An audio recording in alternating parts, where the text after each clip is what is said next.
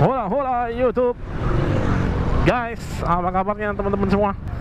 Semoga yang nonton video ini selalu diberikan kesehatan, keselamatan, dan semua kebutuhannya bisa tercukupi. Sip, mantap. Wah, ada peyeknya di situ guys. Oke guys, kali ini saya nge-vlog lagi siang-siang hari. Dan ini saya mau sharing-sharing lagi soal belajar naik motor, belajar motor.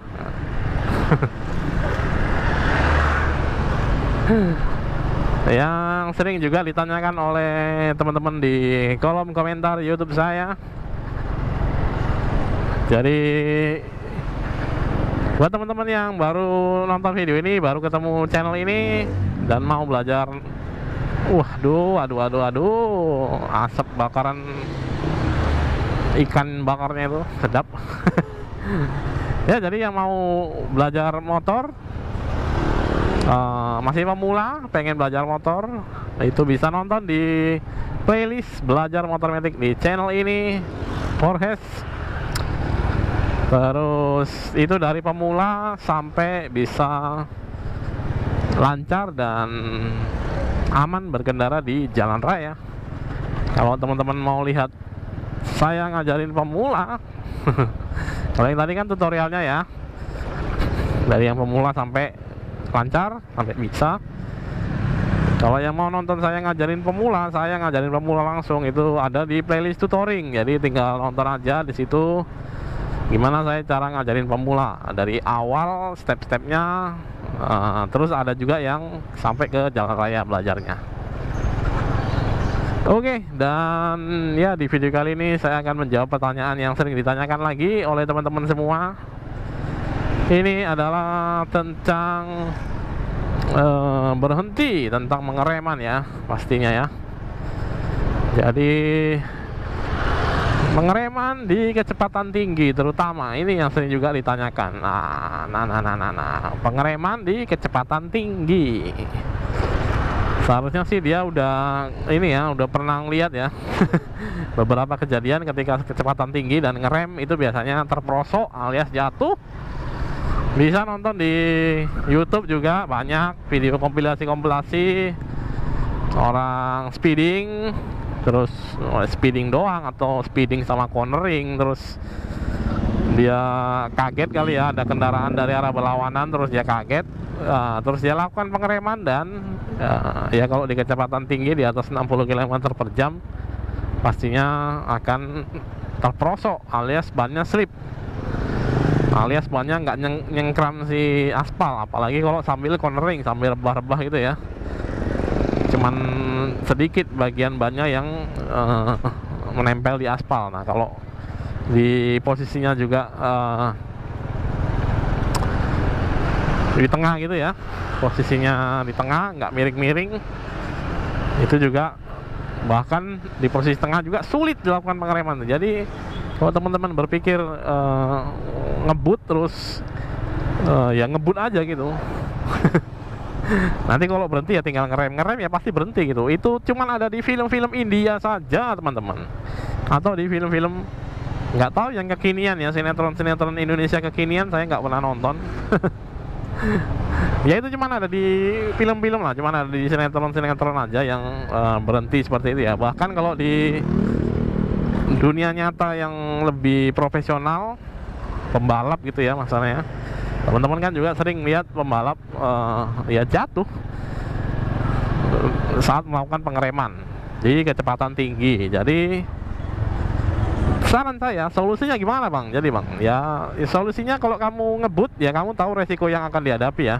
Saya nggak akan menyarankan pakai rem yang sebelah mana ya. Bahkan rem yang sebelah manapun yang ditekan pasti terperosok. Karena itu tadi ya, bukan masalah remnya ya, masalahnya bannya itu nggak akan ya nggak akan, traksinya itu nggak akan maksimal ke aspal gitu, apalagi ketika ditambah kecepatan tinggi. Sedangkan di kecepatan rendah aja harusnya kamu udah bisa tahu itu bannya gigit gak itu sebetulnya di jalan. Misalnya di kecepatan ya 10 km kamu rem set mendadak gitu ya, mendadak langsung kamu rem. Nah itu kan kamu udah tahu harusnya. Terus cara mencari tahunya lagi adalah kalau di ya berbagai jalanan lah ya. Kalau ini jalanannya kan cor-coran, gimana sifatnya terhadap ban yang kamu pakai, terhadap motor yang kamu kendarain. Terus di jalan aspal gimana sifatnya, bannya gimana. Terus kalau aspalnya ada pasir-pasir sedikit gimana, ada lumpur-lumpur sedikit ada ini ya, ada tanah-tanah gitu ya. Tanah dengan pasir kan beda ya. Nah, ada tanah sedikit gimana. Nah itu harusnya dicoba dulu semua. Begitu udah dicoba semua, nah itu baru kamu kalau mengebut juga sudah ada bekal ya, sudah ada bekal. Walaupun nggak 100% jaminannya selamat. Saya nggak ngasih tahu gimana cara ngeremnya di kecepatan tinggi, tapi saya sarankan kamu kenali dulu motormu itu gimana, mengeremnya gimana, sifat bannya gimana, apakah bannya itu enak dibikin ngerem, seperti itu ya. Jadi belajarin cara pengereman itu di berbagai kondisi jalan. Terus di kondisi jalan yang basah, kalau di cor-coran gini seperti apa, kalau di aspal seperti apa. Terus kalau ada yang kayak di semen halus gitu ya, kayak di semen apa di aspal halus gitu ya, kan aspal harusnya kasar-kasar ya, ada kasar-kasarnya. Nah kalau yang halus itu kan juga ada nih, nanti saya akan tunjukkan ya, tempelan aspal tapi yang halus. Nah itu beda juga pengeremannya di situ. Jadi ya saya sarankan kalau kamu pengen ngebut dan pengen ada chance, ada peluang untuk selamat lebih besar, ya itu kamu lakukan pengereman. Misalnya kamu jalan 10 km per jam, langsung kamu lakukan rem mendadak. Terus kamu coba lagi, kalau udah bisa dikuasai, kamu coba lagi di 20 km per jam, lakukan pengereman set. Kalau oke, tambah lagi depannya 30 km per jam, terus set rem mendadak ya. Terus nanti kamu kirim deh rekamannya ke kompilasi-kompilasi itu ya. Ya jadi kalau untuk saya pribadi, saya nggak pernah melakukan speeding terus ngerem mendadak gitu ya, karena saya tahu resikonya lebih gede daripada saya bermanuver. Jadi ketika itu set gitu, saya lebih bagus menghindar gitu, ngelak daripada ngerem. Tapi kalau yang nggak bisa direm gimana bang? Nah itu berarti ya kalau ngerem itu pasti jatuh pasti terperosok, pasti slip bannya. Jadi karena saya udah tahu itu, makanya saya nggak melakukan itu. Saya nggak melakukan, yang pertama saya nggak melakukan speeding, yang kedua saya nggak melakukan rem mendadak. Kalaupun harus rem mendadak, biasanya sih saya sambil manuver. Jadi nggak bener-bener lurus saja gitu motornya, sambil manuver. Itu menurut pengalaman saya lebih ya nggak bisa dibilang lebih aman juga ya, lebih peluangnya lebih besar untuk saya sendiri tidak terperosok. Karena saya udah pernah juga, yang saya ceritakan itu saya jatuh nabrak gundukan pasir. Nah itu terperosok, bukan terperosok ya sebetulnya, nabrak. Jadi itu saya ngelakukan pengereman pun udah nggak sempat lagi, udah nabrak duluan. Terus jatuh yang pertama kali saya ketika udah besar itu saya pakai rem belakang aja. Terus jatuh yang kedua kali saya pakai rem depan aja, sama ya. Terus sekarang ini saya pakai kedua rem pun sama, tetap saya nggak melakukan speeding, saya ya, jalannya normal ya seperti ini aja. Terus ya karena jalan normal seperti ini, untuk pengereman ya gampang, lebih mudah untuk dilakukan pengereman. Jadi kalau yang mau speeding silahkan, resikonya dipahami, diketahui resikonya, pakailah safety gearmu yang lengkap. Dan kalau jatuh kan udah tahu harus ngapain gitu ya, apakah harus di towing motornya atau harus telepon siapa untuk bawa motornya. Kalau motornya kondisinya masih bisa dipakai jalan, itu juga kalau kamu nggak cedera. Kalau kamu cedera harus gimana gitu. Banyak sekali yang perlu dipikirkan kalau speeding. Jadi lebih baik saya tidak memikirkan itu, lebih baik saya tidak melakukan itu. Jadi saya tidak memikirkan itu. Ya, jadi itu aja buat teman-teman yang bertanya, sering juga ditanyakan ini seperti itu ya. Bang, kalau kecepatan 60 km per jam rem mana yang dipakai? Bukan rem mana yang dipakai ya, rem manapun yang kamu pakai tergantung motor masing-masing ya. Saya nggak bilang semua motor itu pengeremannya buruk, tapi ya yang paling sering saya lihat ketika pengereman mendadak di kecepatan tinggi itu terperosok. Survei membuktikan.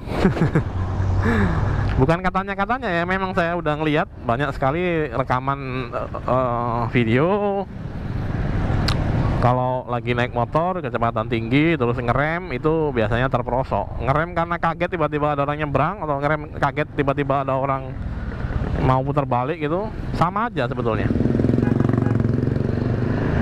Intinya adalah speeding terus kemudian melakukan hard braking ya, hard braking, rem mendadak, rem dengan tujuan menghentikan laju, menghentikan si kendaraannya, menghentikan si motornya.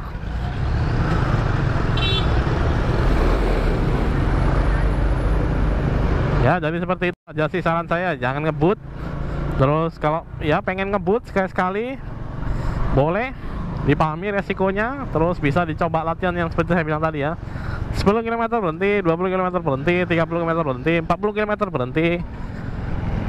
Dicoba terus sampai ketemu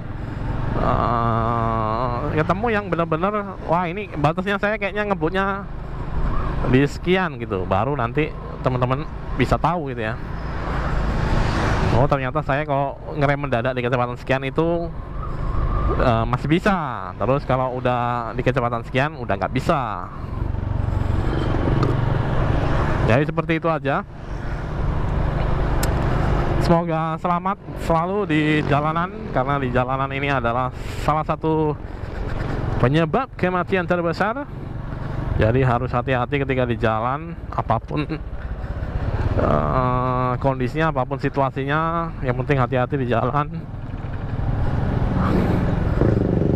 Jangan memaksakan keberuntunganmu di jalanan ini ya, karena jalanan ini pasti selalu menang dengan keberuntungan. Oke, jadi itu aja sih untuk video kali ini, menjawab pertanyaannya tadi. Walaupun nggak secara gamblang saya jawab ya, tapi saya jawab berdasarkan yang saya rasakan, yang saya alami,